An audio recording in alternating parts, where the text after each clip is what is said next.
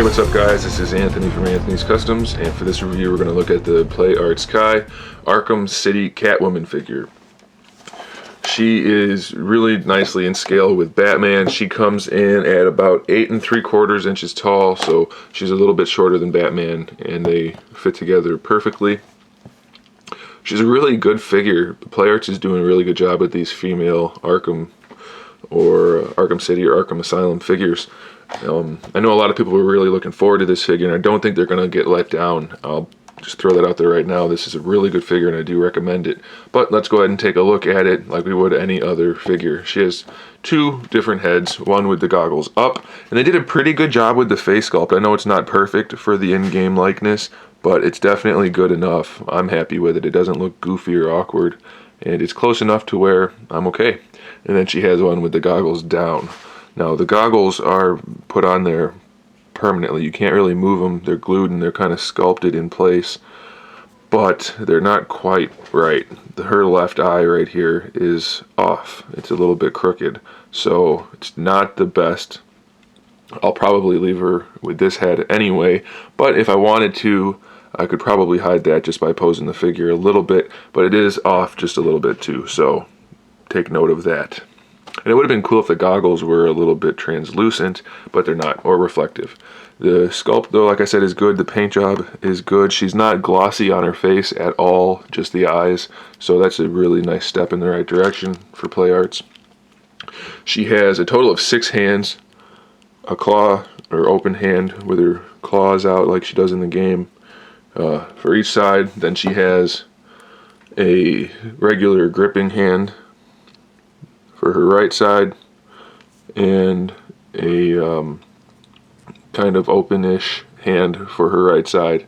And then for the left side we have the same two things, a gripping hand and a semi-open hand. The sculpt on these is really nice. Details are great, the paint's great. Of course, when we're zoomed in this close, you're going to see probably minor imperfections that you wouldn't probably notice with your naked eye. But the sculpt is great, and she comes with her whip, which is just solid black plastic. There's no paintwork on it, not that I can tell anyway. The sculpt is pretty good though. It looks pretty accurate. It's not bendable though, it's not posable. This is big enough where they could have easily run a wire in there and made it posable, and that would have been really good. And I'm sure you could make one if you really wanted to, but it's too much work for me to make because I don't feel like doing it.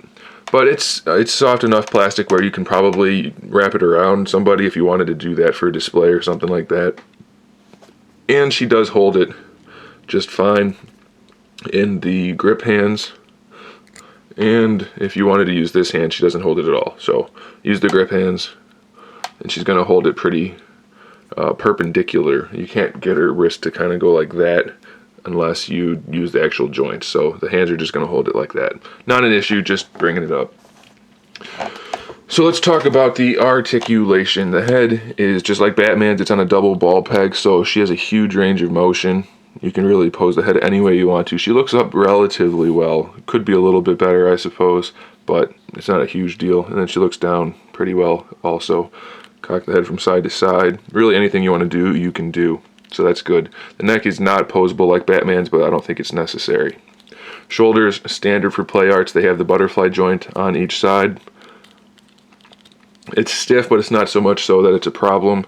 Then she has the ball disc, which is pegged into the butterfly joint. So that has a little bit of range of motion on the butterfly joint, just the tiniest little bit. Some of them have more than others, but she has the ball disc, so full range of motion with that. Bicep swivel built in. Then her elbow joint is the ratcheted ball disc that swivels at the bicep and at the forearm, and it is ratcheted. Same joint for the wrist, only instead of having the disc in the middle, it's just 2 split circles. So you have to be, or 2 split spheres. You have to be careful when you're swapping the hands out. Do a lot of twisting as you're pulling so that you don't stress that joint. But it does swivel at both parts and is ratcheted. So she has pretty much unlimited range of motion for the wrist. The problem with the Play Arts figures, even though they have this nice elbow joint, is they can't get too much more than 90 degrees. And while it's probably fine, I would have liked to be able to get the arms up at a tighter angle. So that's a little bit of a problem, but obviously it's not enough to really complain about. The torso, the upper torso, excuse me, the upper torso is on a double ball peg again, so she has a great range of motion forward and back, pretty good range. Then side to side even, really anything you want to do with it, you're able to do with it. Same thing for the lower abdomen. It's on that upside down T-joint again, so there's a ball peg that goes into her lower abdomen, so that poses individually as well. I wish they would have filled it out a little bit more, because if you bend her over too far, which obviously you would do to any figure, but this one, it seems to have the gap relatively available if you pose her too much at all. So that's a little bit of a problem. You can get her, I mean, you can get it pretty far without having the gap show, but it is a bit of a problem for me. I think they could have done a little bit of a better job, but it's not a huge ordeal. So, and then also the waist twist, of course. The groin piece is floating and soft plastic, so it doesn't get in the way. The hips are the same as Batman's, I believe. I don't know if they're supposed to be ratcheted. And I guess hers are not ratcheted. So hers do not ratchet from side to side. Front to back is ratcheted, just not as tight. And then the thigh swivels on top of that as well. So great range of motion in the hips due to the soft plastic. You can get a really any pose you want to do out of it. It's not too much of a problem. So that's good. And they did a really good job making it seamless, not counting if you overpose it. But as you can see, there's really no problems with it. It looks pretty good overall, so I like that. Double jointed knees, not as bad as some of the Play Arts figures, but they could be better.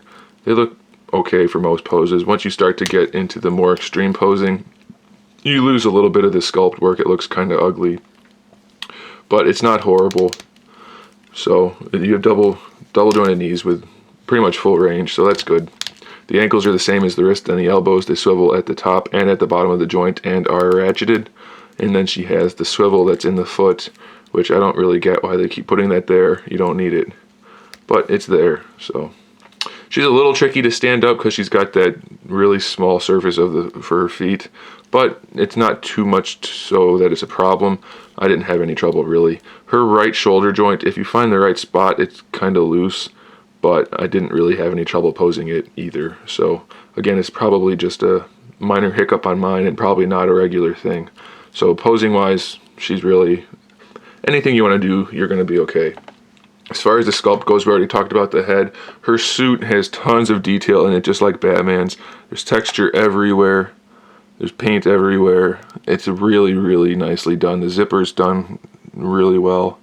This texture, I still don't know how they do that kind of thing.